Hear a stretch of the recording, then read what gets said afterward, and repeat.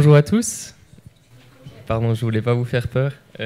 Merci d'être présent à notre atelier et notre conférence d'âme et portail de marque de la société Frontify. Et le but de ces quelques minutes ensemble aujourd'hui, c'est de vous parler plus en concret de comment maîtriser le cycle de vie du contenu et comment gérer sa marque à travers les différents contenus qu'on va produire, par exemple. Et je suis accompagné aujourd'hui par Claire, que je laisserai se présenter. Bonjour. Donc Claire Lacoste, enchantée, je suis Customer Success Manager à Frontify. Je travaille dans l'entreprise depuis 2 ans et demi à peu près et je travaille avec des marques comme les Galeries Lafayette et la SNCF. Et je suis ravie d'être là aujourd'hui avec vous. Exactement. Et pour ma part, Logan Berchier, depuis 5 ans chez Frontify, et on travaille beaucoup en tandem avec Claire. Pour ma partie, un petit peu plus en avant-vente et Claire sur toute la partie onboarding des différents clients également. Et donc le but pour aujourd'hui, c'était de faire quelques minutes, de faire juste quelques slides pour donner un petit peu de contexte, quelques exemples de clients. Et ensuite, on laissera Claire présenter plus en concret. Aussi que vous puissiez poser vos questions aussi par la suite sur des cas ou des exemples, par exemple. Et donc, ce qui est intéressant avec Frontify, on est une entreprise suisse, mais très présente sur le marché français également, avec différents logos que vous voyez ci-dessus. Ce qui est intéressant, c'est qu'avec chaque marque, on a des use cases différents. Donc certaines marques, ça sera par exemple avec une refonte de la marque ou de rebranding que vous connaissez, par exemple Deezer ou Canal+, ou Salomon, qui étaient vraiment suite à une refonte en interne de leur charte graphique digitale. Et d'autres qui sont venus vers nous plus sur le système de DAM ou de Digital Asset Management, par exemple comme le groupe SNCF, qui avait besoin de gérer la médiathèque chez eux en interne dans les différentes marques ou les Galeries Lafayette notamment. Donc Claire pourrait en parler un petit peu plus, mais que ça peut aller étape par étape, différents besoins, soit de charte graphique digitale, soit des besoins de DAM ou de médiathèque, ou tout un besoin de templating, de comment produire le contenu rapidement en quelques clics par la suite. Et donc, pour nous, vraiment, une petite phrase ici, c'est comment personnaliser le contenu en local. Souvent, on a un PDF ou des guidelines de comment le faire, mais comment le faire de façon très rapide sur les différents points en local. Et la difficulté souvent qu'on voit, c'est qu'il y a différents outils qui sont en place et différentes choses qui existent au sein d'une entreprise. Donc le cas très classique, c'est qu'on a une charte graphique de la marque sur un SharePoint, par exemple, différentes assets aussi qui sont perdus sur un SharePoint. Et ce qui est intéressant, c'est qu'il y a différentes équipes que Frontify peut intéresser. Ça peut être des équipes marketing ou communication, ou aussi les équipes un petit peu plus en termes de UX, UI, parce qu'un site web ou une application développée, ça fait aussi partie de la marque. Donc comment gérer à la fois la partie de design system, tout un système de templating qui doit être validé peut-être par d'autres équipes, et ensuite, pour utiliser des templates, ils doivent être basés sur des guidelines de la marque, et également avec toutes les images, des logos et des documents. Donc certaines difficultés, ce sera qu'on a ces choses perdues par exemple sur un SharePoint ou un Drive, ou une solution existante mais que de DAM, et comment avoir de façon holistique le tout en un pour la marque. Et souvent aussi que les questions qu'on nous pose, c'est qu'ils ont énormément de demandes, que ce soit les équipes de la marque, soit où est-ce que je peux trouver le logo, où est-ce que je peux retrouver cet asset ou ce contenu, ou aussi les équipes graphistes, peut-être vous avez des studios en interne, des demandes qui vont être faites, pouvez-vous me créer un template XY, et des fois c'est juste changer le texte, modifier une image, et donc il y a beaucoup de demandes pour rien au final, qui prennent du temps et de l'argent également. Et donc, comme on l'évoquait avant, c'est qu'il y a différents processus pour résoudre ceci. On a soit on va pouvoir gérer de façon très manuelle toutes les différentes demandes comme évoqué, ou on va avoir une solution, comme on l'évoquait, de Digital Asset Management. Mais peut-être la difficulté dans juste un DAM classique, c'est qu'on n'a pas toutes les guidelines autour, et peut-être c'est que l'équipe marketing et moins l'équipe communication qui vont avoir peut-être la peine à travailler ensemble, par exemple. Ou si on a une solution purement de guidelines digitales ou de site web pour la marque de Brand Center, on n'a pas tous les différents assets, les images ou autres qu'on va pouvoir utiliser. Et ensuite, on peut créer quelque chose de custom, qui est tout en un, qui est très joli, mais qui a le désavantage de coûter peut-être beaucoup plus cher, et surtout quand on va vouloir mettre à jour, parce qu'une marque, on la met à jour en continu, ça prend du temps, on doit faire des demandes vers les développeurs ou non. Et c'est là un petit peu que Frontify, d'où vient Frontify, c'est de pouvoir réunir un petit peu le tout et de avoir des systèmes actuels que vous utilisez, des CMS comme un WordPress ou autre, relier les images avec ces choses-là, et ensuite, quand on va publier le contenu, avoir différentes intégrations de publication également. Donc, en bref, au lieu de me répéter, on ira en concret après pour que vous voyez un petit peu plus. Peut-être juste une question pour vous. Est-ce que vous connaissiez Frontify avant ou pas du tout? Peut-être à lever de main, est-ce que vous avez déjà entendu parler de Frontify? Quelques personnes. Et pour certaines personnes, c'est tout nouveau, tout neuf. Parfait. Ouais, super. Et donc, on peut revenir peut-être juste avant sur... et quand on parle de Frontify, on est une plateforme voilà, de construction de la marque, une plateforme de gestion de marque qui regroupe, pour faire très rapidement, comme je l'évoquais, des éléments de charte graphique digitale, tout un système de Digital Asset Management et de portail pour ceci, avec tout un système de templating. On va pouvoir produire du contenu ensuite basé sur la charte graphique et basé sur les assets que vous avez dans le DAM. C'est ça un petit peu qui a fait notre force et pourquoi on a grandi depuis plusieurs années, pourquoi on a pu avoir de plus en plus de clients, c'est que de pouvoir créer les éléments et intégrer avec différentes choses. Vous voyez par exemple Figma ou la suite Adobe ou même Canva. Peut-être il y a des entreprises qui ont historiquement utilisé Canva pour les templates.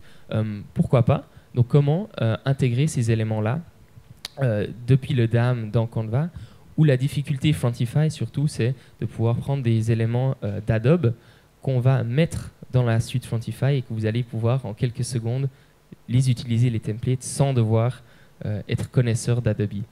Je parlais avec quelqu'un il y a 10 minutes au stand, il recevait des demandes juste pour changer un S parce que les gens n'avaient pas accès à InDesign, ce qui est logique, ils ne savent pas l'utiliser. Et donc, grâce au template, on va pouvoir le faire. Je ne vais pas parler trop longtemps et je laisserai Claire évoquer un cas d'usage très très connu en Allemagne et aussi en France et de vous présenter la suite. Ouais, on va passer dans le concret avec plusieurs exemples clients. Donc on commence avec Bosch. Donc Bosch, vous connaissez tous, entreprise globale qui travaille avec nous depuis 2018.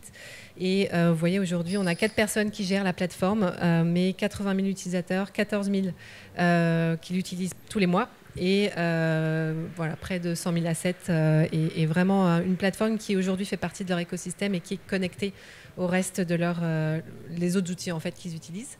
Donc ils ont eu une manière assez classique de travailler avec nous. Ils ont commencé avec les chartes graphiques, puis on est passé aux DAM, on a intégré aussi leur système de design et puis après les templates comme disait Logan, et puis je vous montrerai un exemple de template après.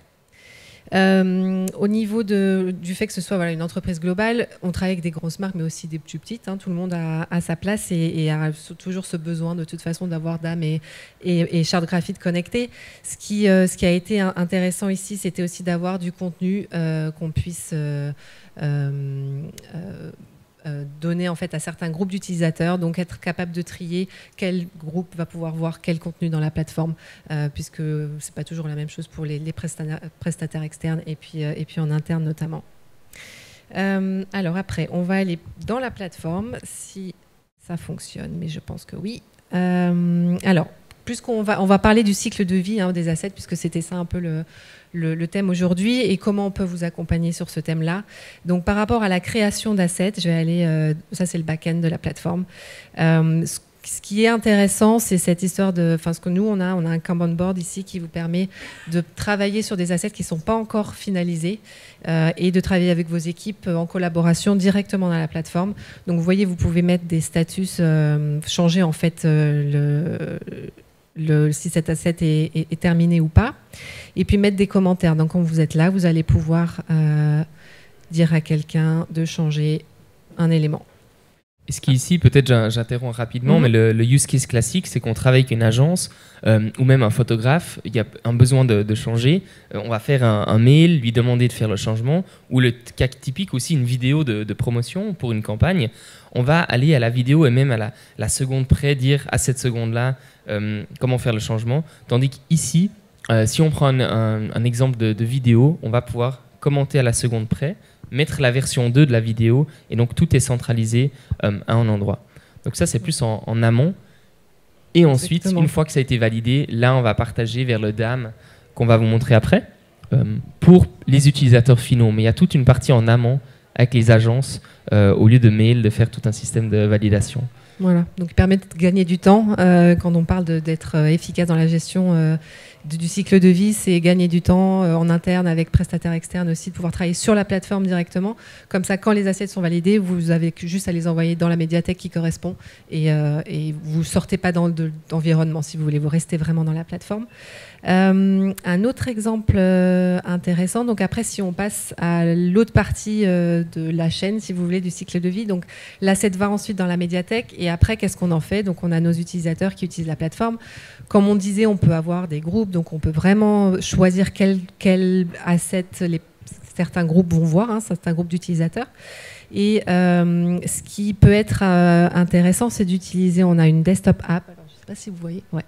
On a une application que vous pouvez mettre sur votre desktop. Pardon, je vais avec mes deux mains la prendre. Et donc vous pouvez, l'utilisateur peut voir l'image qui est dans la médiathèque et juste drag and drop, voilà, ailleurs. Donc sur un autre outil que vous avez. Donc ça aussi, c'est quelque chose d'assez intéressant, d'assez intuitif, qui vous permet d'aller mettre des assets dans d'autres outils sans construire d'intégration. Donc voilà, ça c'est autre chose à garder en tête pour ce qui concerne l'utilisation des assets. Par rapport à la plateforme elle-même. Donc là, comme en plus on a des personnes qui ne connaissent pas en fait notre plateforme, je vais aussi vous faire découvrir à quoi elle ressemble en fait en tant qu'utilisateur. Ici, on a TikTok. Vous voyez la page de couverture. Donc, on a cette partie texte avec, ici, vous avez des redirections vers la partie charte graphique. Et vous avez aussi en haut la navigation. Si je vais sur un autre exemple ici, donc on a pareil la page de couverture avec des liens, des images, des vidéos. Vous pouvez vraiment la personnaliser, la customiser. Ça fonctionne en bloc, donc c'est personnalisable, mais assez intuitif parce que vous avez déjà du contenu qui est préconstruit, si vous voulez, dans la plateforme. Donc vous n'avez pas besoin d'avoir de connaissances particulières pour faire ce genre de construction. Et donc quand vous allez dans la partie visuelle et charte graphique, vous pouvez les voir. Voilà ici le logo. Vous avez donc des blocs de texte, images que vous pouvez utiliser. Ici, vous pouvez faire glisser celui-là. Voilà, qui est assez sympa. Vous pouvez avoir... Pardon, je ne voulais pas couper. Et tout l'intérêt ici aussi, c'est que historiquement, les gens ils vont pas aller voir la charte graphique parce que c'est ennuyeux, ça n'intéresse pas beaucoup de monde si c'est juste un PDF. Tandis que là, en quelques secondes, tout sera digital et facilement mis à jour. Donc, si on veut faire une petite modification, tout fonctionne en bloc de contenu. On pourra aller après par la suite en détail, mais on va lier ces espaces de guidelines. Donc, ça peut être des chartes graphiques digitales, ça peut être des guidelines pour des toolkits de communication, pour des campagnes, ça peut être des guidelines de RSE, des guidelines de réseaux sociaux. Donc, tout type de guidelines qu'on va pouvoir aussi intégrer là-dessus. Voilà. Si on passe justement, tu disais tout à l'heure, avoir cette connexion entre la charte graphique et le DAM. C'est donc ici que ça va se passer. Ici, on a vu la partie texte et charte graphique. Maintenant, si on va dans cette partie assets, on a notre DAM en fait qui apparaît ici. Donc, c'est vraiment l'intérêt d'avoir comment on applique les assets de marque ou les principes de la marque et puis avoir les assets juste à côté. Donc vous avez le DAM ici qui permet de télécharger les images dans des différents formats que vous pouvez choisir. Et on a la même chose pour les icônes, les logos, voilà, et les documents. Et ce qui est intéressant pour les icônes aussi, peut-être on peut y revenir, pourquoi est-ce qu'on parle de la marque, c'est que des fois vous devez uploader des icônes en plein de formats différents, en plein de couleurs. Et donc là, en quelques clics, on va télécharger que dans les couleurs définies dans la charte graphique de la marque. Donc tout est interconnecté et on ne va pas devoir uploader 40 versions des icônes, mais juste une directement. Ouais, je voulais juste montrer les filtres aussi, voilà, la manière de chercher le contenu pour vos utilisateurs, assez simple. Voilà. On passe au template. Alors on va vous montrer maintenant un exemple de Content Square où vous allez voir comment utiliser les templates. Là, c'est aussi comment utiliser le contenu une fois qu'il est dans la médiathèque et qu'on veut en fait générer un asset pour, ça va être social, ça va être, on a des one-pagers, ça peut être print aussi. Alors là, vous avez donc la cover page de Content Square. On a le même principe d'images qu'on peut cliquer pour aller aux différentes sections de la charte graphique. Et dans les templates, une introduction. Voilà, ils ont choisi de le faire comme ça. Hein. Qu'est-ce que c'est pour les utilisateurs finaux? Donc si je veux créer un template à partir de cet asset-là, par exemple, on peut choisir dans quel fichier on va mettre cet asset. On va choisir de changer le nom, par exemple, si on le souhaite. Et on va pouvoir changer quelques éléments de cette image qui ont été choisis en fait, par l'équipe qui a mis en place ce banner, par exemple. Donc je ne vais pas pouvoir tout changer. Par exemple, là, le logo, vous voyez, je clique dessus, là, puis je ne peux rien faire. Et pareil pour le call to action, le CTA, je ne peux pas le changer. Par contre, si je vais sur le texte, je vois que sur la droite, j'ai des éléments qui me permettent de le modifier. Donc je vais pouvoir modifier la couleur avec les couleurs qui ont déjà été choisies par ma marque, en fait, hein, par d'autres personnes. Et je vais pouvoir venir sur le texte et changer, voilà, hop, changer juste quelques mots, juste le texte que je souhaite changer. Ici, à la base, normalement, les demandes, comment ils fonctionnaient, c'est qu'ils faisaient une demande au studio interne qui devait créer cela sur la suite Adobe ou sur un Canva et faire des allers-retours, tandis que là, en 1 minute, on va pouvoir faire une création. Et l'équipe s'assure aussi que c'est suivi par la marque, pas c'est que les couleurs dans la marque, et que des images, comme Claire va le montrer, que des images autorisées de la médiathèque. Exactement. Donc là, elles ont été. Je peux changer l'image, mais je vois que j'ai quand même un choix limité, et je peux choisir entre les images qui ont déjà été sélectionnées pour moi. Une fois que j'ai fait mes modifications, je peux exporter et downloader dans différents formats. Ou alors, il y a aussi la possibilité de mettre un download request. Donc, vous auriez un formulaire là, qui apparaîtrait pour que votre équipe, que vous pouvez personnaliser, pour que l'équipe centrale approuve ou non la création de l'asset que vous venez de faire. Et voilà, ça c'est créé en quelques minutes. Vous voyez qu'on gagne vraiment du temps dans la création d'images et en quantité aussi. Vous voyez que ça se passe quand même assez rapide. Enfin, c'est assez rapide. L'exemple ici, c'est peut-être un exemple de réseaux sociaux, mais ça peut être du print également. Peut-être on a encore un exemple qui nous ont autorisé le droit de partager avec vous, où c'est peut-être plus un one-pager, où là encore une fois, ils devaient faire la demande. Et là, ce qui est intéressant, c'est qu'on ne va pas tout modifier nécessairement sur le document. On peut, mais peut-être juste changer un texte, juste changer une image, et aussi changer les logos, par exemple. Voilà, exactement. Vous voyez, on peut voir directement ce qu'on peut changer ou pas dans ces exemples. Et l'avantage, encore une fois ici, c'est qu'on va pouvoir gérer qui c'est qui a accès à ces templates. Peut-être c'est qu'une 50aine de personnes dans la boîte, peut-être c'est toute l'entreprise. Et on n'a pas besoin d'avoir de licence non plus sur la suite Adobe, parce que c'est une intégration qui a été construite. Et même sans savoir utiliser des produits graphiques, on va pouvoir faire les créations directement. On conclut ? On a un autre exemple, peut-être qu'on peut vous montrer. Un exemple qu'on a fait pour le groupe Bolloré. Juste un proof of concept pour le moment pour eux, mais pour vous montrer. Est-ce que vous voyez l'écran? Et donc là, c'est leur portail qu'on a créé en quelques heures seulement, avec les éléments de la charte graphique, les éléments de médiathèque, et ensuite la partie de template notamment. Et je vais pouvoir créer tout type de contenu, des brochures, des flyers par exemple.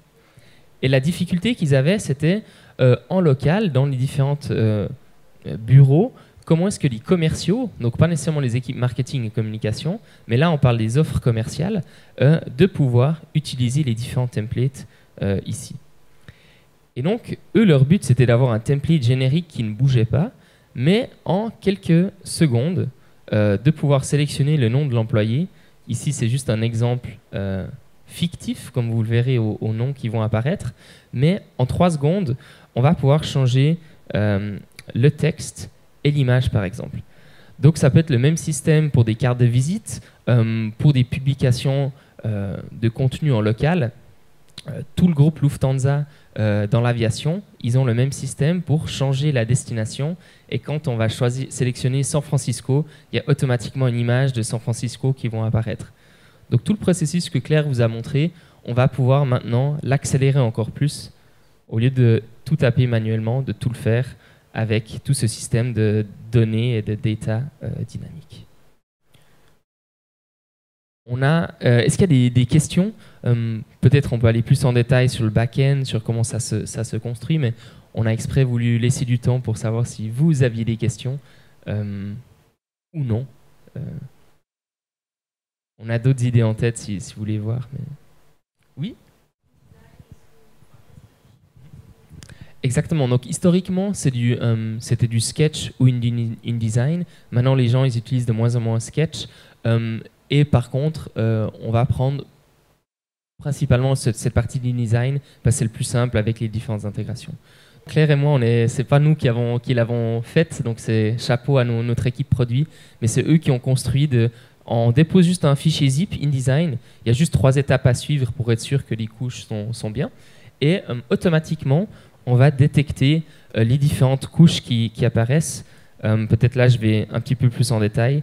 Mais c'est la technologie chez nous qui va détecter les différentes couches. Et ensuite, on va pouvoir sélectionner quelle couche on autorise au changement ou pas. Peut-être je fais vite en live un exemple pour vous montrer. Claire, j'espère que ça ne te dérange pas. Donc, ça peut être tout type de template.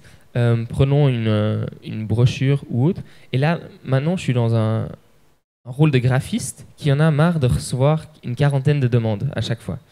Et donc maintenant, je prends mon template InDesign, je l'upload dans Frontify et je décide qu'est-ce que j'autorise de changer ou non. Et donc là, en tant qu'utilisateur final, j'y ai pas accès, mais vu que je suis admin et graphiste, je vais pouvoir dire « Ok, j'autorise le changement de texte, oui ou non. Est-ce que j'autorise le changement de typographie, oui ou non. Là, je ne vais pas autoriser le changement de texte ou de la couleur, ou si j'autorise, c'est que les couleurs de la charte graphique que je sélectionne. Donc tout est interconnecté. Et ensuite, l'image, je peux sélectionner est-ce que j'autorise toutes les images à choix ou est-ce que j'autorise que les images de la médiathèque. Et là, voilà, on va dans les détails, mais est-ce que j'autorise le cropping des images ou non. Donc là, je suis dans la phase de... On prend l'InDesign, on bloque qu'est-ce qu'on ne veut pas, et ensuite, je publie les changements. Et pour les utilisateurs finaux, maintenant, ils ont un template qu'ils peuvent utiliser en 2 clics.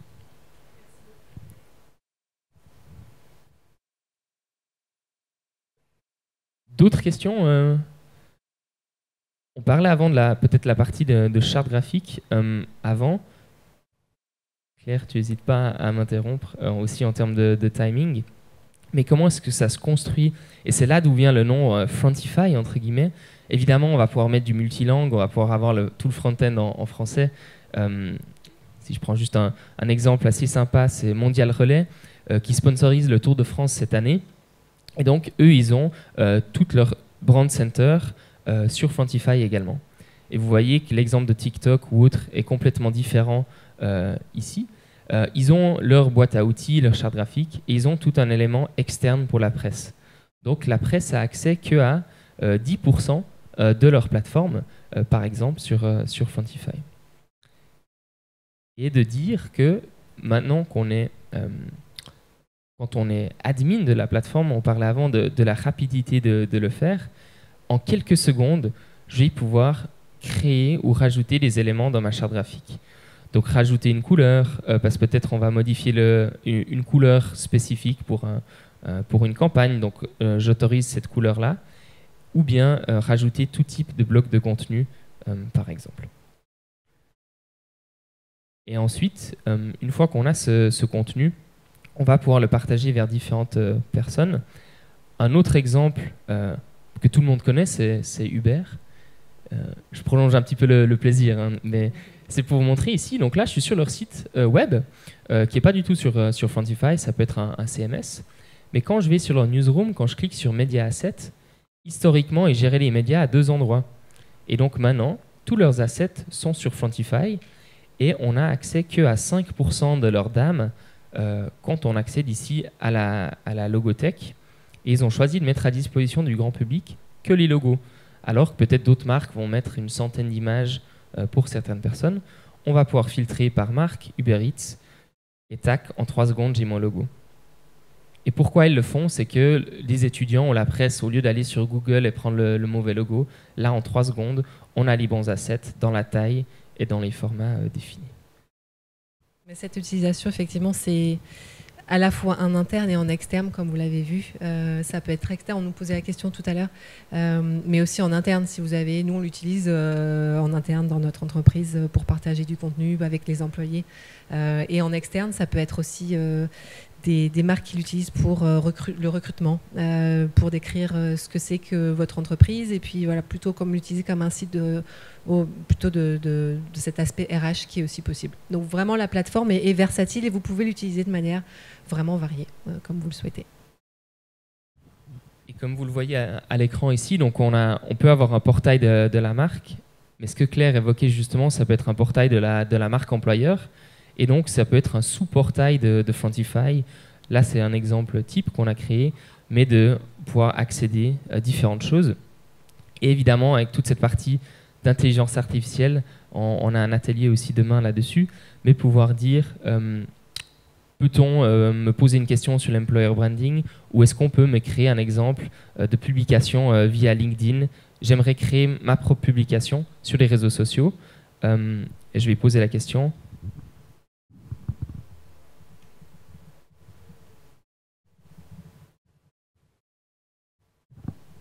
Et donc là, on fait un test en live. Je sais que c'était actif dans les autres choses.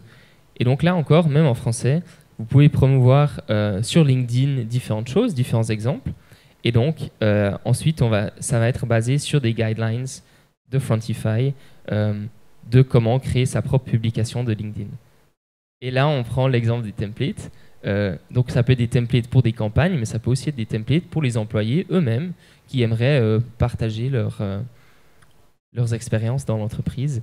Et donc, eux-mêmes vont utiliser les templates plus pour leur propre utilisation au lieu de campagnes externes. Ce qui est surtout intéressant ensuite, c'est que comment mesurer tout ça. On parle beaucoup de ROI et de KPI. Je continue rapidement, mais c'est pour vous dire qu'on a pouvoir gérer plein de marques différentes. Dans l'atelier d'avant, je parlais par exemple du groupe Nestlé qui gère énormément de marques. Et ensuite, c'est comment contrôler et avoir les analytiques de qu'est-ce qui se fait. Qu'est-ce qui se fait en France, qu'est-ce qui se fait au siège à Paris, ou qu'est-ce qui se fait dans les différents pays où vous êtes actif. Et donc, on va pouvoir voir le type d'utilisateur, est-ce qu'il y en a beaucoup, dans quel pays, quel type d'utilisateur aussi. Et on va pouvoir filtrer et avoir un aperçu des différentes personnes qui ont accès à Frontify. Et Frontify est une entreprise basée en Suisse, donc on a plus d'utilisateurs en Suisse qu'à Paris, sur l'environnement démo. Et on peut voir qu'il y a différentes personnes qui ont accédé. Tout l'intérêt là, c'est de dire que si on a des guidelines ou des images qui ne sont pas du tout utilisées en Allemagne où vous êtes présent aussi, on va pouvoir se dire peut-être on va traduire plus en allemand ou modifier le contenu qu'on leur met à disposition. Et on va pouvoir évidemment voir le nombre pas seulement le nombre d'assets utilisés, mais le nombre de guidelines. Et peut-être je me répète, mais c'est vraiment ça la force de Frontify par rapport à juste une médiathèque, c'est d'avoir un CMS, un portail autour de cette médiathèque. Et on va pouvoir filtrer par langue et comprendre est-ce que les guidelines en français marchent beaucoup mieux que les guidelines en anglais, par exemple. Et surtout, et c'est quelque chose qu'on a lancé il y a quelques mois seulement, c'est aussi de comprendre qu'est-ce qui est recherché dans les guidelines. Donc si je vais ici sur Mondial Relais et je cherche Tour de France ou autre, je vais pas pouvoir, peut-être je trouve ce que j'ai besoin, mais peut-être j'ai une recherche sans résultat. Un exemple, c'était les Galeries Lafayette avec qui on travaille. Ils recherchaient en début d'année, des personnes recherchaient 10 images pour les campagnes de Noël. Elles n'étaient peut-être pas encore prêtes. Ils ont pu rapidement mettre à disposition des images plus rapides pour les campagnes parce qu'ils ont vu qu'est-ce que les gens recherchaient et qu'il y avait 6 personnes qui n'avaient pas eu les résultats décidés dans leur recherche. Voilà un petit peu toute la partie de maîtrise ou de métrique de Frontify.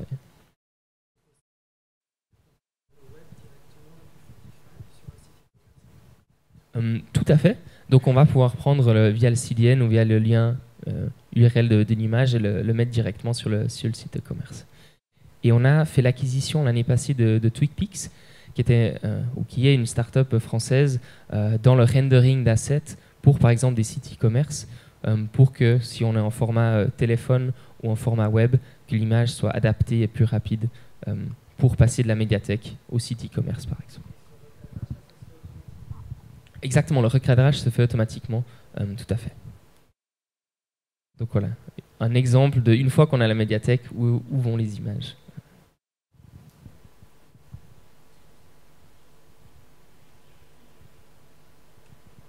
Voilà, merci beaucoup pour votre temps. Peut-être on vous redonne quelques minutes pour aller déjeuner. Et si vous avez des questions, n'hésitez pas à passer à notre stand, le A34. Merci. Merci beaucoup. Au revoir.